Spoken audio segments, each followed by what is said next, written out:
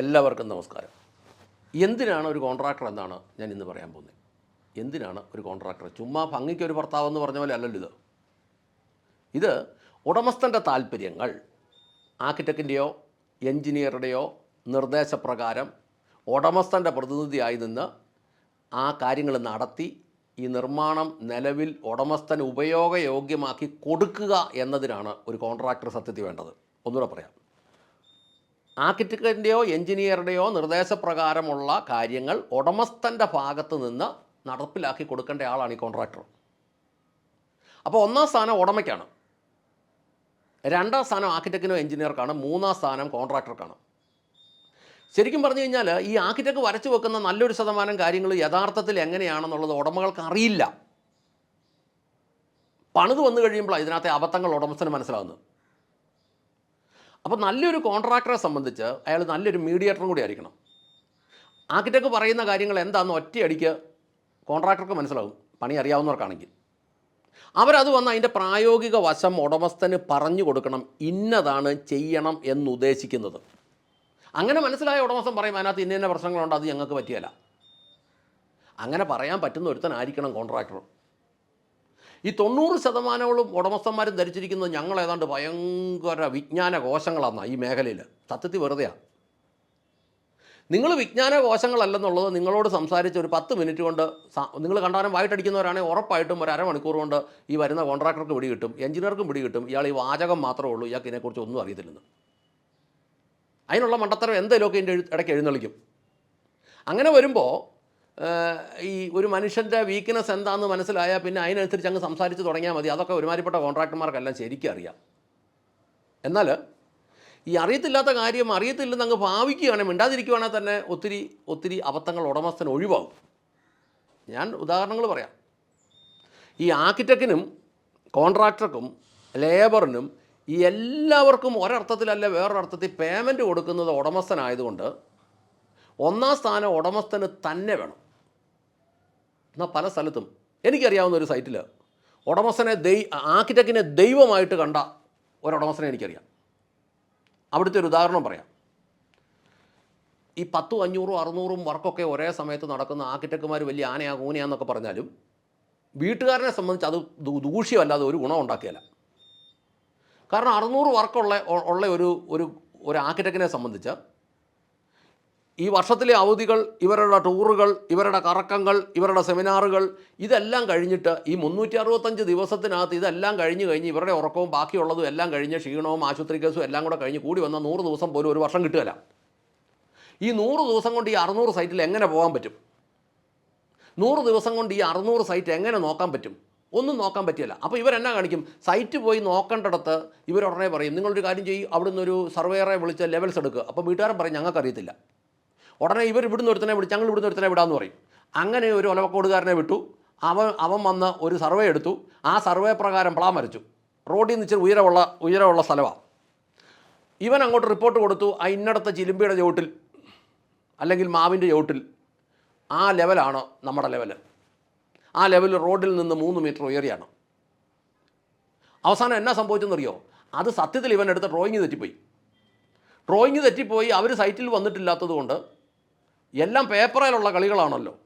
കാരണം 600, 700 മാർക്കല്ലേ, എവിടെയാണ് നോക്കാൻ നേരം ഇരിക്കുന്നത്. അവസാനം എന്നാ സംഭവിച്ചെന്ന് ചോദിച്ചാൽ അവിടെ കോൺട്രാക്ടർ പറഞ്ഞു, ഉടമസ്ഥനോട് പറഞ്ഞു, സാറേ ഇത് 5 മീറ്റർ പൊങ്ങിയായിരിക്കുന്നത്. ഉടമസ്ഥൻ പറഞ്ഞാൽ അല്ലല്ല, അവർക്കൊക്കെ ആ കാര്യങ്ങൾ അറിയാവുന്ന, നിങ്ങൾ അതിനകത്ത് കൂടുതൽ ചിന്തിക്കേണ്ട. അന്നേരം പറഞ്ഞു അല്ല സാറേ, ഉറപ്പായിട്ടും 5 മീറ്റർ പൊങ്ങിയാണ് നിൽക്കുന്നത്. ലാസ്റ്റ് എഞ്ചിനീയറെ വിളിക്കുമെന്നുള്ളൊരവസ്ഥ വന്നപ്പോൾ തന്നെ ഉടമസ്ഥൻ പറഞ്ഞു തനിക്ക് സൗകര്യമുണ്ട്, താൻ പണിതാൽ മതി, ഇല്ല താൻ തൻ്റെ വഴിക്ക് ഇറങ്ങിപ്പോടൂ, എഞ്ചിനീയർ കുറേ കൺട്രോളാന്ന് പറഞ്ഞു. എന്താ പറഞ്ഞാൽ എഞ്ചിനീയർ ഞങ്ങളുടെ ദൈവമാടൂ എന്ന് പറഞ്ഞു. അവസാനം കോൺട്രാക്ടർ ഒന്നും മിണ്ടാൻ പോയില്ല. പരിപാടിയെല്ലാം കഴിഞ്ഞ് വന്നപ്പം എന്നാ സംഭവിച്ചെന്നറിയാവോ? റോഡിൽ നിന്ന് 5 മീറ്റർ പൊങ്ങി മുറ്റം, കാർ പോർച്ച് 3 മീറ്റർ പൊങ്ങി. അപ്പോൾ ഈ 2 മീറ്ററിന് 15ഓളം നട അങ്ങിട്ട് കൊടുത്തു. ഇപ്പോൾ ആ വീട്ടിൽ എന്നാ സംഭവം എന്ന് ചോദിച്ചാൽ പോർച്ചിൽ നിന്ന് 15 നട കയറിയാലേ സിറ്റൗട്ടിൽ കയറാൻ പറ്റുള്ളൂ. എഞ്ചിനീയറെ ദൈവവും ആർക്കിടെക്റ്റിനെ ദൈവമായി കണ്ടതിന് ഉടമസ്ഥന് കിട്ടിയ പണിയാണ്. മിണ്ടാൻ പറ്റുമോ? വല്ലവരോടും പറയാൻ പറ്റുമോ? ഒന്നും പറയാൻ പറ്റില്ല. ഈ വീട് ഇന്ന് കോട്ടയം ജില്ലയിലുണ്ട്. ആകാശം മുട്ട ഗ്ലാസ് ഇട്ട വീട് പണിയുന്ന ഒരു ആർക്കിടെക്റ്റിൻ്റെ പുറകെ കളിച്ചത് ആർക്കിടെക്റ്റിനെ ദൈവമായിട്ട് കണ്ടു. അവസാനം പണി കിട്ടി.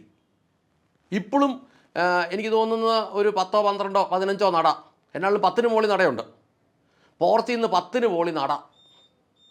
അവസാന കാലത്ത് വിശ്രമജീവിതം നയിക്കാൻ വീട് പണിതതിനുണ്ടായ സംഭവമാണ്. ആർക്കിടെക്റ്റിനെ ദൈവമായിട്ട് കണ്ട. അതുകൊണ്ട് എന്നാന്ന് ചോദിച്ചാൽ ഈ മിക്ക വീടുകളുടെയും ഈ ആർക്കിടെക്റ്റുമാർ വരയ്ക്കുന്ന, ഇപ്പോൾ എന്നെ സംബന്ധിച്ച് ഞാൻ പറയാം ഈ വീട് ഏത് ആർക്കിടെക്റ്റ് വരച്ചതെന്ന്. കാരണം ഒരുമാതിരിപ്പെട്ട ആർക്കിടെക്ട്, അങ്ങനെ അല്ലാത്തവരും ഉണ്ട് കേട്ടോ, അപൂർവ ആർക്കിടെക്റ്റുമാർ അങ്ങനെയുണ്ട്. മിക്ക ആർക്കിടെക്റ്റുമാരുടെയും വീടുകളുടെ എല്ലാം എലിവേഷൻ ഒരുപോലെ ഇരിക്കും. ഈ വീട് ഇന്ന ആർക്കിടെക്റ്റ് വരച്ചതാണ്, ഈ വീട് ഇന്ന ആർക്കിടെക്റ്റ് വരച്ചതാണ്, ഇത് ഇന്ന ആൾ വരച്ചതെന്ന് നമുക്കറിയാൻ പറ്റും. കാരണം ഈ കമ്പ്യൂട്ടറെ നീ റൂഫ് എടുത്ത് അങ്ങോട്ട് വെക്കും, കമ്പ്യൂട്ടറെ നീ ജനലെടുത്ത് ഇങ്ങോട്ട് വെക്കും, ഇതെടുത്ത് അങ്ങോട്ട് വെക്കും, പെയിൻറ്റും വരെ ഏതാണ്ടെല്ലാം സെയിം ആയിരിക്കും. ഇങ്ങനെ വരുമ്പോൾ ഒരു സംഭവം എന്നാന്ന് ചോദിച്ചാൽ, ഒരു വലിയ വീട് ഇരിങ്ങാലക്കുട വരയ്ക്കും, അതുപോലെ തന്നെ ഒരെണ്ണം പാലക്കാട് വരയ്ക്കും, അതുപോലെ തന്നെ ഒരെണ്ണം തിരുവനന്തപുരത്തും വരയ്ക്കും. ഈ ഉടമസ്ഥന്മാർ തമ്മിൽ കൂട്ടിമുട്ടുന്നില്ലാത്തത് കൊണ്ട് ഇത് അറിയത്തില്ലല്ലോ. എന്നിട്ട് ഈ ഓഫീസിലിരിക്കുന്ന പിള്ളേരെന്ന് പറഞ്ഞാൽ ഇന്ന് വരുന്ന നാളെ കാണുകയില്ല, നാളെ വരുന്ന നാളത്തെ കഴിഞ്ഞ് കാണുകയില്ല. അവസാനം ഇരിങ്ങാലക്കുടയ്ക്ക് ഡ്രസ്സിൻ്റെ റൂഫിൻ്റെ പ്ലാൻ കൊടുക്കുന്ന പ്ലാന് അബദ്ധം പറ്റി പാലക്കാട് ചെല്ലും. പാലക്കാട് ഡ്രോയിങ്, അതിൻ്റെ ഡ്രസ്സിൻ്റെ ഡ്രോയിങ് അബദ്ധം പറ്റി തിരുവനന്തപുരത്ത് ചെല്ലും. ലാസ്റ്റ് വന്നു കഴിയുമ്പോൾ ഇത് മൂന്നും പൊളിക്കേണ്ടി വരും. കാരണം ഇത് ഡ്രോയിങ് വായിക്കാൻ ഈ കോൺട്രാക്ടർക്കും അറിയത്തില്ലെങ്കിൽ ഇത് മൂന്നും പൊളിക്കേണ്ടി വരും. ഇതൊക്കെ സംഭവിച്ചിട്ടുണ്ട് ഇവിടെ. മലേഷ്യക്കും തായ്ലൻഡിനും സിംഗപ്പൂരിനും ടിക്കറ്റ് എടുത്ത് കൊടുത്തിട്ട് ഡ്രസ്സ് പണി പിടിക്കും. ഈ പ്ലാൻ വായിക്കാനും മാത്രം ഒന്നും നേരമില്ലല്ലോ. ഇരിങ്ങാലക്കുടയിലെ പ്ലാൻ പാലക്കാട് പണിയും. അങ്ങ് അവസാനം വരുമ്പോൾ ഇത് കൂട്ടിമുട്ടാതെ വരുമ്പോഴാണ് ഡ്രോയിങ് എടുത്ത് വെച്ച് നോക്കുന്നത്. ഇതിൻ്റെ എല്ലാം ദൂഷ്യം ആർക്ക് വരും? ഉടമസ്ഥരോട് പറയട്ടെ, നിങ്ങൾക്ക് വരും. നിങ്ങൾ ആദ്യമേ വിചാരിക്കും ഒരു നല്ല ആർക്കിടെക്റ്റിനെ ഏൽപ്പിച്ച സംഭവം ഒത്തന്ന്. നല്ല ആർക്കിടെക്റ്റ് ആണെങ്കിൽ ഓക്കെ, പക്ഷേ അവരെ കൊണ്ട് ഓടിയെത്താൻ മേലാത്ത സാഹചര്യമാണ്. ഇതൊന്നും പറഞ്ഞിട്ട് കാര്യമൊന്നുമില്ല. ഒരു വ്യക്തിക്ക് എത്താൻ പറ്റുന്ന ഒരു പരിധിയുണ്ട്. അല്ലെ അതുപോലെ ഡീസൻ്റായ ആളുകൾ കൂട്ടത്തിൽ വേണം. അവരെയും ഈ തലപ്പത്തിരിക്കുന്ന ആളിനെ കൊണ്ട് നിയന്ത്രിക്കാൻ പറ്റുമെങ്കിലേ പറ്റുള്ളൂ. ഞാനൊക്കെ അറിയുന്ന ഒരു ലീഡിങ് ആർക്കിടെക്റ്റിൻ്റെ വർക്ക് ചെയ്തപ്പം അവിടെ ഒരു ലേഡി അസിസ്റ്റൻറ്റ് രാവിലെ ഒരു പ്ലാൻ തരും. ആ പ്ലാൻ ഏതാണ്ടൊന്ന് തല്ലിപ്പണിഞ്ഞൊന്ന് ചെയ്തുകൊണ്ടിരിക്കുമ്പോഴത്തേനും പിറ്റേ ദിവസം അടുത്ത പ്ലാനിങ് തരും. ദിവസങ്ങൾ തോന്നി മാസം തിരിച്ചും മറിച്ചും വിടുക. സൈറ്റിലിരിക്കുന്ന ആൾക്കാർക്ക് എന്ത് ചെയ്യാൻ പറ്റും? യാതൊരു രേഖയില്ല, യാതൊരു ഉത്തരവാദിത്വം ഇല്ല. ഇതുപോലെ ശരിക്കും പറഞ്ഞാൽ, പ്രത്യേകിച്ച് ഇതെല്ലാം വലിയ വീടുകൾക്കിട്ടാണ് ഇത് കൂടുതലും കിട്ടുന്നത് കേട്ടോ. സാധാരണക്കാരനാണെങ്കിൽ അവൻ വല്ല 10 വെച്ച് അടി കൊടുക്കും, മറ്റേതറിയല്ല. ഇങ്ങനെ വരുമ്പോൾ ഈ നഷ്ടങ്ങൾ, ഞാൻ ഈ പറഞ്ഞ ഡ്രസ്സിൻ്റെ പരിപാടിയൊക്കെ നടന്നതാണ്. റൂഫെല്ലാം മാറിപ്പോയി അങ്ങോട്ടും ഇങ്ങോട്ടും. ഇരിങ്ങാലക്കുട കിടക്കേണ്ട പ്ലാൻ പാലക്കാട് കൊടുത്തു. പാലക്കാട് പണിത് അവസാനം വരുമ്പോഴായി റൂഫ് പൊളിക്കേണ്ടി വരുമെന്ന് മനസ്സിലായത്. അവസാനം ഇതിൻ്റെ നഷ്ടം എങ്ങനെ നികത്തും? ഏരിയ കൂട്ടി കൊടുക്കും. ഉടമസ്ഥൻ പോലും അറിയാതെ ബില്ലിൽ അഡ്ജസ്റ്റ് ചെയ്ത് കൊടുക്കും. അത് ഉടമസ്ഥൻ്റെ തലയിൽ തന്നെ ഇരിക്കും. അങ്ങനെ വരുമ്പോൾ ഈ പ്ലാൻ കാര്യങ്ങളെല്ലാം നോക്കി വായിക്കാൻ അറിയാത്ത ഒരുത്തനെ നിങ്ങൾ പണി ഏൽപ്പിച്ചാൽ നിങ്ങൾക്കത് നഷ്ടം മാത്രമേ വരുള്ളൂ. അതുകൊണ്ട് ഒരു ആർക്കിടെക്റ്റിനെയും കോൺട്രാക്ടറിനെയും ഒക്കെ നമ്മൾ എടുക്കുമ്പോൾ ഈ പണിയെക്കുറിച്ച്, നല്ല പ്ലാനിനെക്കുറിച്ചൊക്കെ വ്യക്തമായ ധാരണയുള്ളവരെ നിങ്ങൾ ഈ ഫീൽഡിൽ എടുക്കാവൂ. ഇല്ല പണി കിട്ടും. നിങ്ങളുടെ TV ഒരു റിപ്പയറിങ് വന്നാൽ വഴിയെ പോകുന്നവനെ ഏൽപ്പിച്ചാൽ എങ്ങനെ ഇരിക്കും? അത് അറിയാവുന്നവൻ്റെ കൊടുക്കണ്ടേ? ഇനി ഇതിനകത്ത് വേറൊരു കാര്യമുണ്ട്. ഒരു വർക്കെന്ന് പറഞ്ഞാൽ സെറ്റ് ഔട്ട് ചെയ്യുന്ന സമയം മുതൽ കയറി താമസിക്കുന്നത് വരെ ഒത്തിരി ജോലിക്കാരെ ആശ്രയിച്ചാണ് നിൽക്കുന്നത്. സ്ട്രക്ചറൽ വർക്ക് ചെയ്യുന്ന ഹെൽപ്പർമാർ, മേസൺമാർ, കമ്പിപ്പണിക്കാർ, തട്ടടിക്കാർ, പ്ലാസ്റ്ററിങ്ങുകാർ, ബ്രിക്ക് വർക്കുകാർ, ഇങ്ങനെയുള്ള ഒരു സംഘം ജോലിക്കാർ. അതിന് പുറത്ത് ആശാരി, പിന്നെയുള്ളത് പ്ലംബർ, ഇലക്ട്രീഷ്യന്, ടൈൽസുകാരന്, ഗ്രാനൈറ്റുകാരന്, പെയിൻറ്റർ, പോളിഷുകാരന്, ഡ്രസ്സ് പണിക്കാരന്, ഓട് പണിക്കാരന്, ഇതിൻ്റെയൊക്കെ ജോയിൻറ്റുകളിൽ എപ്പോക്സി ചെയ്യുന്നവർ, ഇതെല്ലാം കൂടെ കൂട്ടിച്ചേർത്താലേ ഒരു വീടായിട്ട് വരുള്ളൂ. അത് കൂട്ടിച്ചേർക്കണമെങ്കിൽ അതിനകത്ത് അതുപോലെ വർഷങ്ങളുടെ പരിചയം ഇല്ലെങ്കിൽ അത് വൃത്തികേടായി പോകും. അത് ചെയ്യണമെങ്കിൽ നമുക്ക് സെറ്റ് ഔട്ടിങ് തൊട്ട് കയറി താമസം വരെ, ഇപ്പോൾ പൊതുവേ ചെയ്യുന്നത് എന്നാന്ന് വെച്ചാൽ ഒരുമാതിരിപ്പെട്ട വർക്കുകളിൽ ഇപ്പോൾ ചെയ്യുന്നതെന്ന് വെച്ചാൽ സ്ട്രക്ചർ മാത്രം അങ്ങ് കോൺട്രാക്ട് കൊടുക്കും. അവൻ എന്നതേലും കാണിച്ചു വെച്ചിട്ട് പോകും. അവൻ കാണിച്ചു വെക്കുന്നതിൻ്റെ ബാക്കി ഉത്തരവാദിത്തം ബാക്കി വരുന്നവരും ചെയ്യും. ഇതെല്ലാം കൂടി അവസാനം കുളമായി കഴിഞ്ഞിട്ട് ഉടമസ്ഥൻ ഒരു കാര്യം ചെയ്യും, പണ്ടാരോ എങ്ങനെയും തുടങ്ങി, ഇനി എങ്ങനെയും തീർത്താൽ മതി എന്നും പറഞ്ഞാൽ മിക്ക വീടുകളും അവസാനം കയറി താമസിക്കുന്നത്. അതേസമയത്ത് പ്രൊഫഷണലായിട്ടൊരു കോൺട്രാക്ടർ ഇതിനെക്കുറിച്ച് എല്ലാ പണികളെക്കുറിച്ച് അറിയാവുന്ന ഒരാൾ ചെയ്യണമെന്നല്ല ഞാൻ പറയുന്നത്. ആ പണി ചെയ്യിക്കാൻ അറിയാവുന്ന ആളുകളാണെങ്കിൽ അവനറിയാം ഭിത്തി കെട്ടുമ്പോൾ തേക്കേണ്ടത് ഞാൻ തന്നെയാണ്, പ്ലാസ്റ്റർ ചെയ്യേണ്ടത് ഞങ്ങളുടെ പണിക്കാർ തന്നെയാണ്. അപ്പോൾ അതുകൊണ്ട് നല്ല വൃത്തിയായിട്ട് ഭിത്തി കെട്ടണം. പ്ലാസ്റ്റർ ചെയ്യുമ്പോൾ അവൻ ചിന്തിക്കും പുട്ടി ഞങ്ങൾ തന്നെ ഇടേണ്ടത്, അപ്പം നല്ല വൃത്തിയായിട്ട് പുട്ടി ഇടണമെങ്കിൽ നല്ലപോലെ തേക്കണം. പുട്ടി ഇടുമ്പോൾ അവൻ മനസ്സിലാക്കിക്കോണം എമൽഷൻ അടിക്കേണ്ടതും ലൈറ്റ് പിടിപ്പിക്കുന്നതും ഞങ്ങളാണ്, അവിടെ ഇവിടെയും പാണ്ടും പുള്ളിയുണ്ടെങ്കിൽ ഉടമസ്ഥനോട് ലാസ്റ്റ് കണക്ക് പറയേണ്ടി വരും. അപ്പോൾ നോക്കി ഇതെല്ലാം അങ്ങോട്ടും ഇങ്ങോട്ടും ബന്ധപ്പെട്ട് കിടക്കുക. അതുപോലെ വയറിങ്ങും പ്ലംബിങ്ങും, ഈ വയറിങ്ങും പ്ലംബിങ്ങും ചെയ്യുന്ന പണിക്കാരാണ് ഇന്ന് ഈ കേരളത്തിലെ ഏറ്റവും വലിയ ഉഴപ്പന്മാർ. ടവറിൻ്റെ കീഴെ നിന്നാൽ ഇവർ പരിധിക്ക് പുറത്തുനിന്നേ പറയുള്ളൂ. ഇന്ന് വരാമെന്ന് പറഞ്ഞാൽ ഈ ആഴ്ചയിൽ ഇവർ വരികയില്ല. അതുപോലെ ടൈൽസ് പണിക്കാർ, ഈ ടൈൽസ് പണിയും പ്ലംബിങ്ങും ഒക്കെ തമ്മിൽ ന്യായമായ ബന്ധമുണ്ട്, ഇലക്ട്രിക്കലുമായിട്ട് ബന്ധമുണ്ട്. ഇനി ഈ ടൈലുമായിട്ട് തന്നെ പല മേഖലയിലും ഈ കബോർഡ് പണിക്കൊക്കെ ബന്ധമുണ്ട്. അപ്പോൾ ഇതെല്ലാം കൂടെ ഒരുത്തൻ നോക്കി കൃത്യമായിട്ട് ചെയ്യാൻ പറ്റുമെങ്കിൽ, അങ്ങനെ ഒരാളെ കിട്ടിയാൽ മാത്രമേ നമുക്കിത് ലാഭകരമാക്കാൻ പറ്റുള്ളൂ. എന്ന് പറഞ്ഞാൽ പണം നമുക്ക് ചിലവാകും, അവസാനം തലവേദന ഇല്ലാതിരിക്കണമെങ്കിൽ. ഇപ്പോൾ എനിക്കറിയാം, എൻ്റെ ഒരു സ്നേഹിതൻ്റെ വീട് അടുത്ത കാലത്ത് ലക്ഷങ്ങൾ കോടികൾ മുടക്കി പണിത വീടാണ്, മുഴുവൻ സ്ഥലത്തും ചെതല. എന്താണെന്നറിയാമോ? സ്കർട്ടിങ് ഒന്നും പല സ്ഥലത്തും ഒട്ടിച്ചിട്ടേ ഇല്ല.